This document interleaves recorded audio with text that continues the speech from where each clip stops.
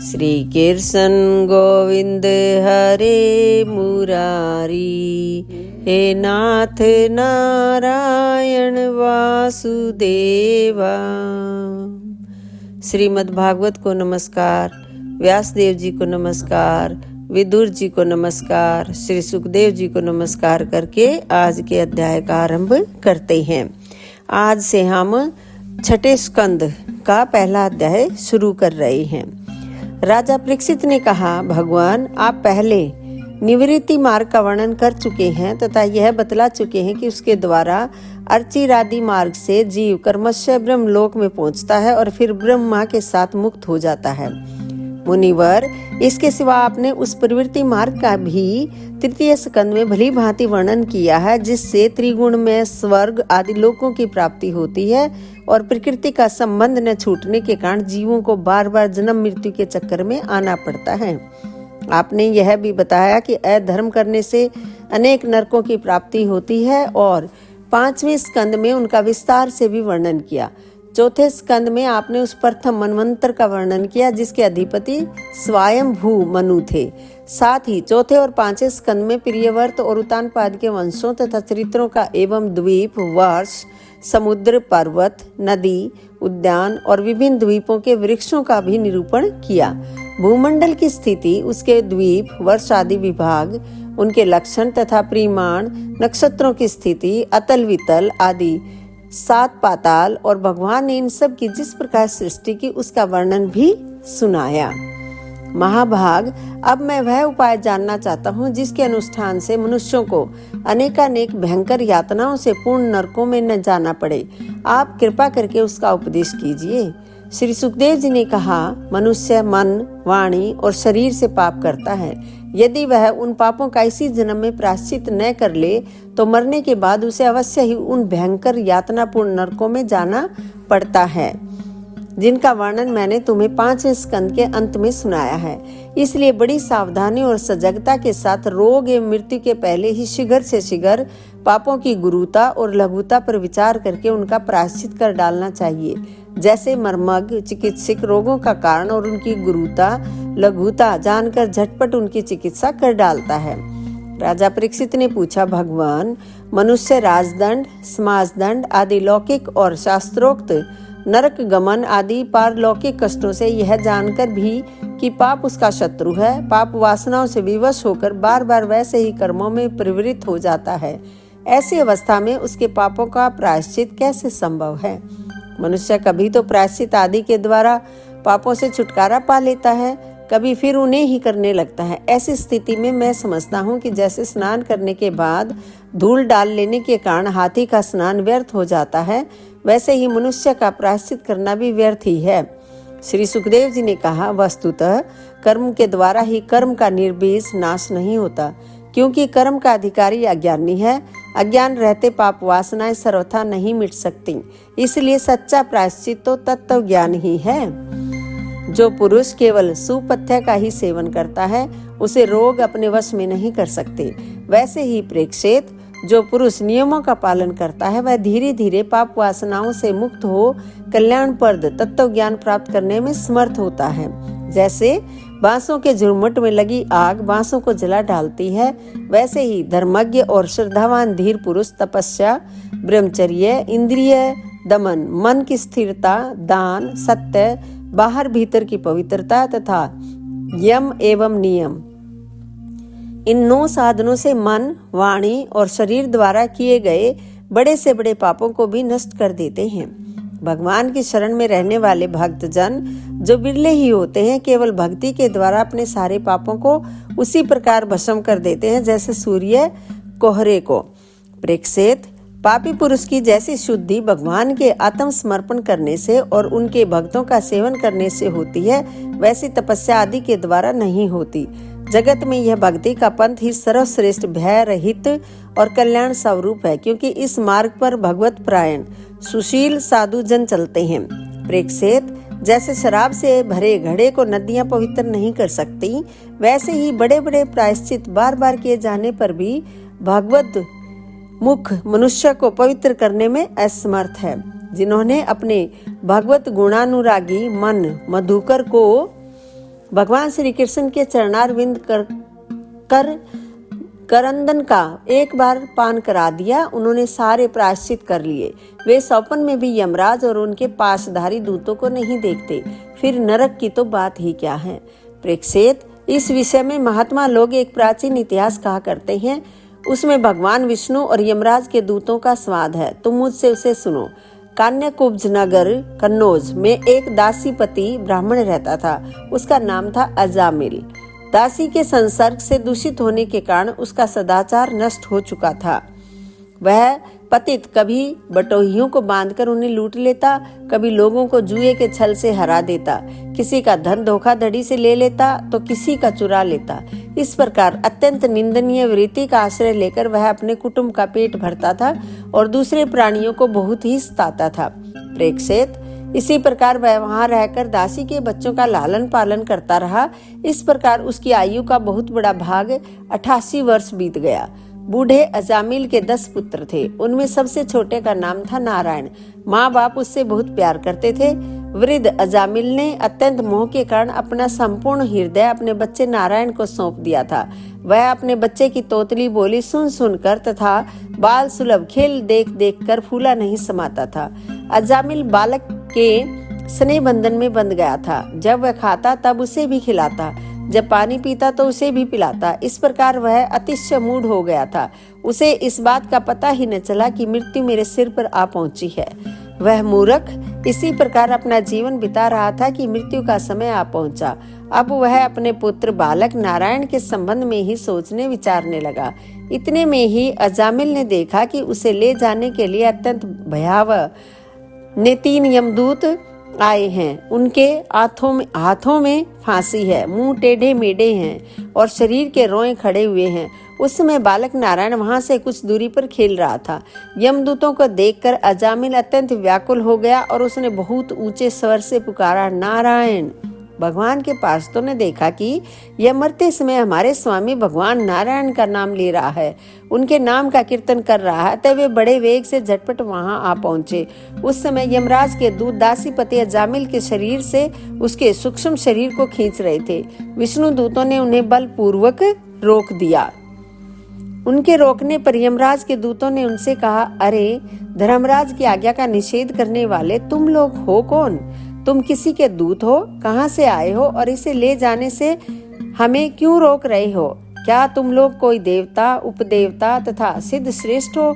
हम देखते हैं कि तुम सब लोगों के नेत्र कमल दल के समान कोमलता से भरे हैं। तुम पीले पीले रेशमी वस्त्र पहने हो, तुम्हारे सिर पर मुकुट, कानों में कुंडल और गलों में कमल के हार लहरा रहे हैं। सबकी नई अवस्था है, सुंदर सुंदर 4 भुजाएं हैं। सभी के कर कमलों में धनुष, तरकस, तलवार, गदा, शंख, चक्र, कमल आदि सुशोभित हैं। तुम लोगों की अंग कांति से दिशाओं का अंधकार और प्राकृत प्रकाश भी दूर हो रहा है। हम धर्मराज के सेवक हैं, हमें तुम लोग क्यों रोक रहे हो? श्री सुखदेव जी कहते हैं, परीक्षित, जब यमदूतों ने इस प्रकार कहा तब भगवान नारायण के आज्ञाकारी पार्षदों ने हंसकर मेघ के समान गंभीर वाणी से उनके प्रति यूं कहा। भगवान के पार्षदों ने कहा, यमदूतों, यदि तुम लोग सचमुच धर्मराज के आज्ञाकारी हो तो हमें धर्म का लक्षण और धर्म का तत्व सुनाओ। दंड किस प्रकार दिया जाता है? दंड का पात्र कौन है? मनुष्यों में सभी पापाचारी दंडनीय हैं अथवा उनमें से कुछ ही? यमदूतों ने कहा, वेदों ने जिन कर्मों का विधान किया है वे धर्म हैं और जिनका निषेध किया है वे अधर्म हैं। वेद स्वयं भगवान के स्वरूप हैं। वे उनके स्वाभाविक श्वास, प्रश्वास एवं स्वयं प्रकाश ज्ञान है, ऐसा हमने सुना है। जगत के रजो में, सत्व में और तमो में सभी पदार्थ, सभी प्राणी अपने परम आश्रय भगवान में ही स्थित रहते हैं। वेद ही उनके गुण, नाम, कर्म और रूप आदि के अनुसार उनका यथोचित विभाजन करते हैं। जीव शरीर अथवा मनोवृत्तियों से जितने कर्म करता है उसके साक्षी रहते हैं सूर्य, अग्नि, आकाश, वायु, इंद्रियां, चंद्रमा, संध्या, रात, दिन, दिशाएं, जल, पृथ्वी, काल और धर्म। इनके द्वारा अधर्म का पता चल जाता है और तब दंड के पात्र का निर्णय होता है। पाप कर्म करने वाले सभी मनुष्य अपने अपने कर्मों के अनुसार दंडनीय होते हैं। निष्पाप पुरुषों, जो प्राणी कर्म करते हैं उनका गुणों से संबंध रहता ही है, इसलिए सभी से कुछ पाप और कुछ पुण्य होते ही हैं। और देहवान होकर कोई भी पुरुष कर्म किए बिना रह ही नहीं सकता। इस लोक में जो मनुष्य जिस प्रकार का और जितना अधर्म या धर्म करता है, वह परलोक में उसका उतना और वैसा ही फल भोगता है। देव शिरोमणियों, सत्व, रज और तम, इन 3 गुणों के भेद के कारण इस लोक में भी 3 प्रकार के प्राणी दिख पड़ते हैं। पुण्यात्मा, पापात्मा और पुण्य पाप दोनों से युक्त अथवा सुखी दुखी और सुख दुख दोनों से युक्त। वैसे ही परलोक में भी उनकी त्रिविधता का अनुमान किया जाता है। वर्तमान समय ही भूत और भविष्य का अनुमान करा देता है, वैसे ही वर्तमान जन्म के पाप पुण्य भी भूत और भविष्य जन्मों के पाप पुण्य का अनुमान करा देते हैं। हमारे स्वामी अजन्मा भगवान सर्वज्ञ यमराज सबके अंतःकरणों में ही विराजमान हैं, इसलिए वे अपने मन से ही सबके पूर्व रूपों को देख लेते हैं। वे साथ ही उनके भावी स्वरूप का भी विचार कर लेते हैं। जैसे सोया हुआ अज्ञानी पुरुष स्वप्न के समय प्रतीत हो रहे कल्पित शरीर को ही अपना वास्तविक शरीर समझता है, सोए हुए अथवा जागने वाले शरीर को भूल जाता है। वैसे ही जीव भी अपने पूर्व जन्मों की याद भूल जाता है और वर्तमान शरीर के सिवा पहले और पिछले शरीरों के संबंध में कुछ भी नहीं जानता। सिद्ध पुरुषों, जीव इस शरीर में 5 कर्मेंद्रियों से लेना देना, चलना फिरना आदि काम करता है। 5 ज्ञानेंद्रियों से रूप रस आदि 5 विषयों का अनुभव करता है और 16वें मन के साथ 17वां वह स्वयं मिलकर अकेले ही मन, ज्ञानेंद्रिय और कर्मेंद्रिय इन तीनों के विषयों को भोगता है। जीव का यह 16 कला और सत्व आदि 3 गुणों वाला लिंग शरीर अनादि है। यही जीव को बार बार हर्ष, शोक, भय और पीड़ा देने वाले जन्म मृत्यु के चक्कर में डालता है। जो जीव अज्ञानवश काम, क्रोध, लोभ, मोह, मद, मत्सर इन 6 शत्रुओं पर विजय प्राप्त नहीं कर लेता, उसे इच्छा न रहते हुए भी विभिन्न वासनाओं के अनुसार अनेकों कर्म करने पड़ते हैं। वैसी स्थिति में वह रेशम के कीड़े के समान अपने को कर्म के जाल में जकड़ लेता है और इस प्रकार अपने हाथों मोह का शिकार बन जाता है। कोई शरीरधारी जीव बिना कर्म किए कभी एक क्षण भी नहीं रह सकता।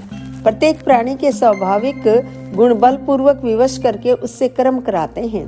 जीव अपने पूर्व जन्मों के पाप पुण्य में संस्कारों के अनुसार स्थूल और सूक्ष्म शरीर प्राप्त करता है।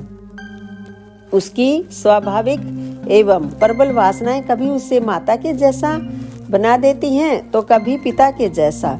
प्रकृति का संसर्ग होने से ही पुरुष अपने को अपने वास्तविक स्वरूप के विपरीत लिंग शरीर मान बैठा है। यह विपर्यय भगवान के भजन से शीघ्र ही दूर हो जाता है। देवताओं, आप जानते ही हैं कि यह अजामिल बड़ा शास्त्रज्ञ था। शील, सदाचार और सद्गुणों का तो यह खजाना ही था। ब्रह्मचारी, विनयी, जितेंद्रिय, सत्यनिष्ठ, मंत्रवेता और पवित्र भी था। इसने गुरु, अग्नि, अतिथि और वृद्ध पुरुषों की सेवा की थी। अहंकार तो इसमें था ही नहीं। यह समस्त प्राणियों का हित चाहता, उपकार करता, आवश्यकता के अनुसार ही बोलता और किसी के गुणों में दोष नहीं ढूंढता था। एक दिन यह ब्राह्मण अपने पिता के आदेशानुसार वन में गया और वहां से फल फूल समीधा तथा कुश लेकर घर के लिए लौटा। लौटते समय इसने देखा कि एक भ्रष्ट शूद्र जो बहुत कामी और निर्लज है, शराब पीकर किसी वेश्या के साथ विहार कर रहा है। वेश्या भी शराब पीकर मतवाली हो रही है। नशे के कारण उसकी आंखें नाच रही हैं। वह अर्धनग्न अवस्था में हो रही है। वह शूद्र उस वेश्या के साथ कभी गाता, कभी हंसता और कभी तरह तरह की चेष्टाएं करके उसे प्रसन्न करता है। निष्पाप पुरुषों, शूद्र की भुजाओं में अंगराग आदि कामोदीपक वस्तुएं लगी हुई थी। वह उनसे उस उल्टा का आलिंगन कर रहा था। अजामिल उन्हें इस अवस्था में देखकर सहसा मोहित और काम के वश हो गया। यद्यपि अजामिल ने अपने धैर्य और ज्ञान के अनुसार अपने काम वेग से विचलित मन को रोकने की बहुत चेष्टाएं की, परंतु पूरी शक्ति लगा देने पर भी वह अपने मन को रोकने में असमर्थ रहा। उस वेश्या को निमित्त बनाकर काम पिशाच ने अजामिल के मन को ग्रस लिया। इसकी सदाचार और शास्त्र संबंधी चेतना नष्ट हो गई। अब यह मन ही मन उसी वेश्या का चिंतन करने लगा और अपने धर्म से विमुख हो गया। अजामिल सुंदर सुंदर वस्त्र, आभूषण आदि वस्तुएं जिनसे वह प्रसन्न होती ले आता। यहाँ तक कि इसने अपने पिता की सारी संपत्ति देकर भी उसी कुलटा को रिझाया। यह ब्राह्मण उसी प्रकार की चेष्टा करता जिससे वह वैश्या प्रसन्न हो। उस स्वच्छंद चारिणी कुलटा की तिरछी चितवन ने इसके मन को ऐसा लुभा लिया कि इसने अपनी कुलीन नवयुवती और विवाहिता पत्नी तक का परित्याग कर दिया। इसके पाप की भी भला कोई सीमा है? यह कुबुद्धि न्याय से अन्याय से जैसे भी जहाँ कहीं भी धन मिलता वहीं से उठा लाता। उस वेश्या के बड़े कुटुंब का पालन करने में ही यह व्यस्त रहता। इस पापी ने शास्त्र आज्ञा का उल्लंघन करके स्वच्छंद आचरण किया है। यह सत्पुरुषों के द्वारा निंदित है। इसने बहुत दिनों तक वेश्या के मल समान अपवित्र अन्न से अपना जीवन व्यतीत किया है। इसका सारा जीवन ही पापमय है। इसने अब तक अपने पापों का कोई प्रायश्चित भी नहीं किया है। इसलिए अब हम इस पापी को दंड पाणी भगवान यमराज के पास ले जाएंगे। वहां यह अपने पापों का दंड भोग कर शुद्ध हो जाएगा। दोस्तों, यहाँ पर यह अध्याय समाप्त होता है। आप मेरे वीडियो रोजाना देख रहे हो, लाइक कर रहे हो और शेयर भी कर रहे हो। और आज कुछ मेरे दोस्तों ने, नए दोस्तों ने मेरे चैनल को सब्सक्राइब भी किया है। उन सब का भी कोटि कोटि धन्यवाद।